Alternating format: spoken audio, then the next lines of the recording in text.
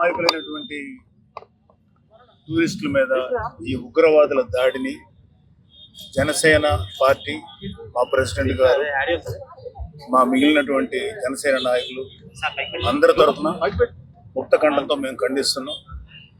So మా president గారి సూచనల మేరకి మేము ఈరోజు కొవ్వొత్తులతో చనిపోయిన వారికి మా సంతాపం ప్రకటిస్తూ ఈ ర్యాలీ నిర్వహించాం. ముఖ్యంగా మా ప్రెసిడెంట్ గారు ఈ విషయంలో చాలా మనోవేదనకు గురయ్యారు. సో చనిపోయింది ఇన్నోసెంట్ సివిలియన్స్, వాళ్ళ మీద ఇలా దారుణమైనటువంటి యొక్క హత్యాకాండను మేము ముక్త కంఠంతో జనసేన తరఫున, జనసేన నాయకుల తరఫున మేము ఖండిస్తున్నాం.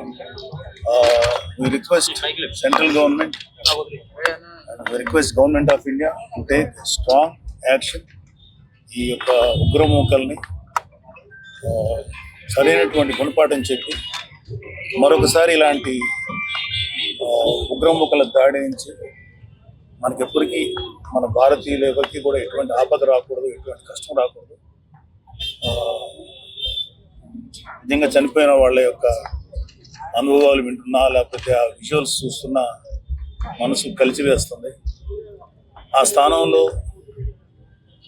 మనవాడునో, లేకపోతే నేను, లేకపోతే నావాడు, లేకపోతే మనవాడు ఎవరున్నా ఎంత మనవేదన గురవుతామో మనందరం అర్థం చేసుకోవాలి. అది ఎవరికో జరిగింది కాదు, మన ఇంటిలో మన మీద జరిగిన దాడిగానే దీన్ని చూసుకొని మనందరం ప్రతిస్పందించాలని చెప్పి మా ప్రెసిడెంట్ గారు మాకు చెప్పడం వల్ల, ప్లస్ ఆయన యొక్క ఆలోచనలు మేము ముందుకు తీసుకెళ్తున్నాం. ఖచ్చితంగా ఈ యొక్క ఉగ్రమూకల దాడిని ముక్త కంఠంతో ఖండిస్తున్నాం. ఎవరైతే దాడి చేశారో వాళ్ళని తీవ్రంగా శిక్షించాలని చెప్పి గవర్నమెంట్ ఆఫ్ ఇండియాకి మేము అభ్యర్థిస్తున్నాం.